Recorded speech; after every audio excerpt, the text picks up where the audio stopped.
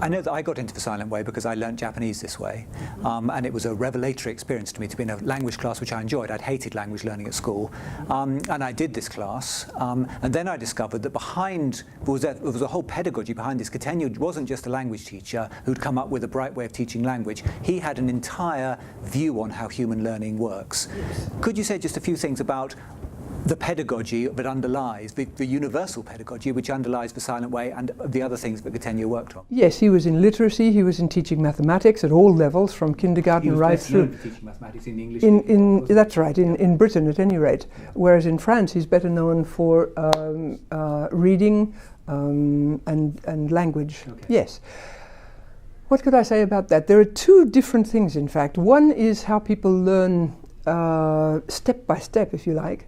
And this happened in French, in fact. I think he was a bit caught in the English language here. In French there's an expression which is une prise de conscience. And this is a taking of awareness, if you like. Conscience is awareness. And what he's trying to describe is the moment when an awareness gels. This is the gelling of an awareness, where things come together and it gels and I become aware of it. This is une prise. Prise is the word that you would use for ice cream, which is taking, or cement, which is taking. Right? In English we talk about cement taking it, something when it suddenly is a slurry and then suddenly it has a form, and we talk about it taking at that moment. Exactly right. Now this he translated into English as awareness, but not awareness as it's usually used, but as an awareness. And learning is in fact a series of awarenesses. An awareness is a moment when something happens in my mind and I become aware of something. So I start not aware, I become aware, but between the two there's the passage from unaware to aware. This is an awareness. This is the moment, the movement of the mind, which is the moment when learning takes place. Okay. Right? And so my job as a teacher is to provoke awarenesses, because this is how students are going to be learning. Right? And so it's not to transmit knowledge. One of the big mistakes in all teaching, I think, is that people seem to imagine that if you transfer knowledge, that's to say, if you give somebody knowledge, this is going to turn into a know-how. And this is not how we obtain know-hows. You give yourself a know-how by doing it until you know how. Now, what does that mean in language? That means you speak the language, being corrected, of course, yes, until you know how to speak the language. Right? Okay. There's no transmission of knowledge in this at all. I would never give my students rules or anything like that. I can show them things, but I'm not going to give them rules, or I'm not actually going to speak to them. This is another reason why Silent Way is called Silent Way, because the teacher will not be doing this kind of thing. No knowledge transmission.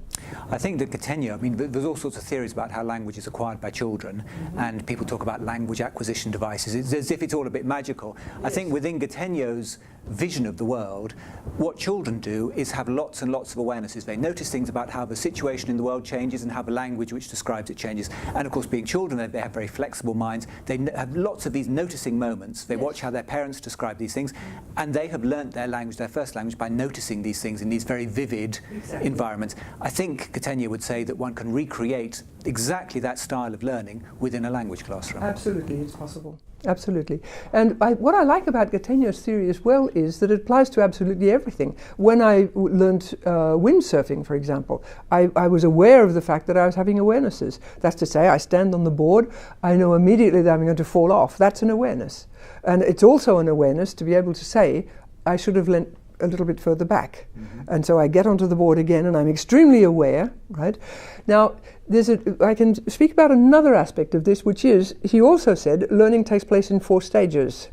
Now, the 4 stages are an awareness, stage 1, an awareness that there's something to learn. Until you've had that awareness, you don't even know that there's something to learn. So you have to have an awareness that there's something to learn. For example, when I sat on the shore of Lac du Saint-Point, I became aware of this person sailing across without a boat, right? That's an awareness. That was the first awareness in my learning to windsurf, for example, which opens up to me. Right. There's a domain which opens up to me. That's the first stage. Absolutely necessary, but it's only one awareness. The second stage is trial and error. So trial, error, but feedback on the error, leading to a new trial. And this is an exploratory stage. And one of the things that marks this is I have to be entirely present to what I'm doing. So when I get on my windsurf, I'm not thinking about my next holidays in Bermuda or what we'll be eating tonight or anything. I am entirely with the job of standing on my windsurf, right?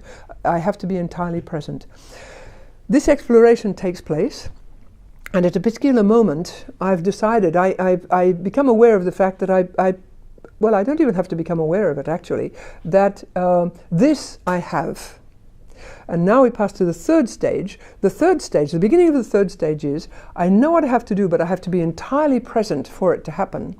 And at the end of the third stage, I can sail across Lac du Saint-Point and think, what a lovely day. This is the sun on my skin, etc., etc. That's to say, the thing has become automatic. And he spoke of automatizing things.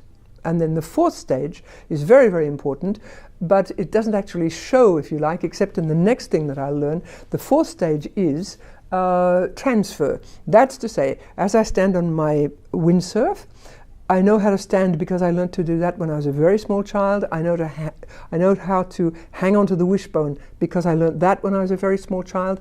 I learned to ride a bicycle, which gave me a better sense of my balance. I also learned to walk a tightrope, which gave me different aspects of balance. And all of this I bring to this new learning situation. That's to say, I come to a learning situation with absolutely everything that I am. Right? It's all of me that learns this new thing. And he called that the fourth stage, transfer, which is I can transfer anything that I have already learnt to a new learning situation, whatever it is. And those are the 4 stages of learning. And I use that constantly in the class. For example, if I see somebody who is, I can tell that somebody is not very present to something, I know that they're in stage 3, I know it's not right, I know I have to bring them back to stage 2. So what I have to do is intervene immediately and take them out of the automatism that they are putting into place, and make sure that they come back to stage 2 and they work on it. And then once it's correct, I can let the process go from stage 2 to stage 3 because they have what they should have. And so I use this constantly. It should be said, imagine a sentence, I've been living in Besançon for 33 years.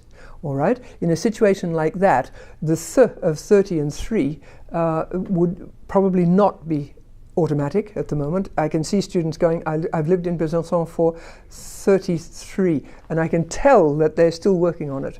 But on the other hand, the word 3 as a word is probably already automatized and was when they arrived, in actual fact, although not with its pronunciation. Right? And so in a class, everybody is in a different situation. Some might be in stage 2, some might be in stage 3, some might just have realized that, oh, there's something new to learn. This is the very beginning of a new, of learning about this particular tense, for example. And people can be in all sorts of different situations. If I'm sensitive to what they're doing, then I can be sensitive to this one in stage 2, this one moving into stage 3 and shouldn't be, this one moving into stage 3, and that's absolutely what he should be doing. And I'm also aware, of course, that they bring with them all they already have.